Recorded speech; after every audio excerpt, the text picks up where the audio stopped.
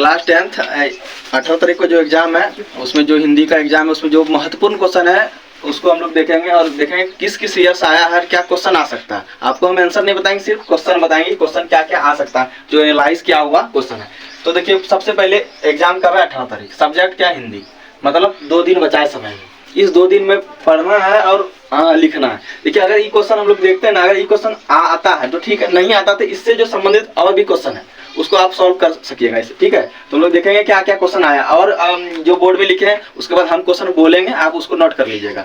10 question 12 question बोलेंगे, उसको note कर लीजिएगा और देख लीजिएगा क्या क्या इंपॉर्टेंट क्वेश्चन है जो बोर्ड में, उसको हम देख लेते हैं क्या क्या कब आया, नहीं आया, किसका नाम क्या था, लेखक का क्या नाम है या कहानी का नाम क्या है, कौन लिखा है, ये देखते हैं। सबसे पहले क्या हम लोग देखेंगे कि क्वेश्चन क्या है कि उद्धव वाला बहुत सारा क्वेश्चन आता है। उद्धव की तुलना आता है, जैसे तेल वाला आता है, कमल वाला फूल आता है, किससे क्या है। फिर उद्धव को कृष्ण के पास जो रह कर भी उसके जैसे बुद्धि नहीं हो गया, उसके बारे में बताया गया।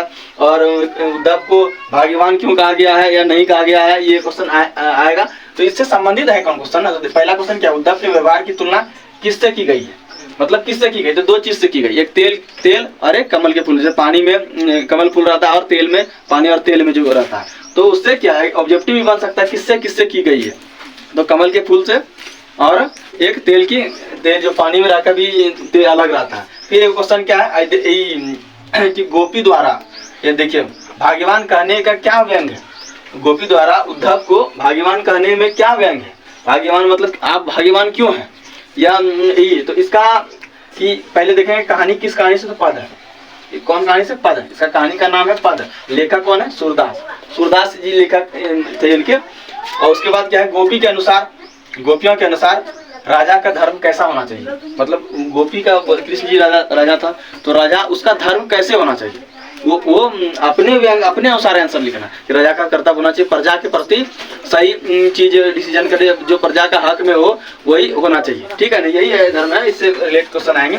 उसके बाद परशुराम के क्रोध करने पर लक्ष्मण ने धनुष टूट जाने पर कौन कौन से तर्क दिए। देखिए ये 10 और 2023 में क्वेश्चन आ चुका है, तो ये क्वेश्चन को देखेंगे हम लोग बढ़िया से। ये बोला कि परशुराम धनुष टूट जाने के बाद क्या क्या लक्ष्मण, परशुराम के क्रोध करने पर, मतलब परशुराम जब गुस्सा हुआ तो लक्ष्मण ने धनुष टूट जाने पर क्या क्या बातें बताया कि क्या है। जैसे कि बोला गया कि ये हम, मेरे लिए तो सब धनुष समान है, हम बचपन में भी तोड़ते थे तो कोई कुछ नहीं होता था, आज भी तोड़े थे, मेरे लिए तो ये धनुष समान है, टूट जाना समान है, यही क्वेश्चन है, ठीक है। फिर लक्ष्मण ने वीर योद्धा को क्या क्या विशेषता बताई। मतलब लक्ष्मण ने वीर योद्धा का क्या क्या विशेषता, मतलब वीर जो वीर होता है उसका वीर योद्धा होना क्या क्या उसमें विशेषता है, समझिए। उसके बाद कब आया है, तो 2010 में आया है और 23 में आया है। उसके बाद लेखक का नाम है, कहानी का नाम क्या है, राम लक्ष्मण परशुराम संवाद, ठीक है। कौन लिखा है, तो तुलसीदास जी महाराज जी लिखा था, ठीक है। उसके बाद क्या लक्ष्मण, ये हो गया क्वेश्चन। बिस्मिल्लाह खां को काशी का नवाब क्यों कहा गया, ये क्वेश्चन है कि काशी में क्यों कहा गया। तो वहाँ बचपन उसका बिताया, वहाँ खाता था, घी का कचौड़ी खाता था, जलेबी खाता था, उसको याद आता था। तो ऐसे वहाँ बहुत ज़्यादा जीवन टिप्पणी किया है वहाँ। अभी काशी में हो रहे कौन से परिवर्तन बिस्मिल्लाह खां का व्यक्त करता है। मतलब देखिए कि पहले बहुत सारा परिवर्तन था, तो इसमें कहानी में लिखा गया कि वहाँ जो ठेला लगाया जाता था वो अब नहीं है, चाहे बहुत सारा अभी पहले जमाना में जो काम हुआ है वहाँ वो हट के बहुत सारा चीज़ अलग आ गया। तो वही परिवर्तन लिखना है, खुद से लिखना है, कि ना कि हम लोग किताब का देखेंगे, किताब के अनुसार आंसर लिखेंगे, खुद से अपने से आंसर बनाएंगे, लिखेंगे। और जो क्वेश्चन है हम लोग देखेंगे कि कौन कौन सा क्वेश्चन है। जैसे कि ये क्वेश्चन है, बच्चे की तंदुरुस्ती मुस्कान का कवि के मन में क्या प्रभाव, मतलब बच्चा जो हंसता है या खेलता है, खिलखिलाता है, उसका कवि के मन में क्या प्रभाव पड़ा।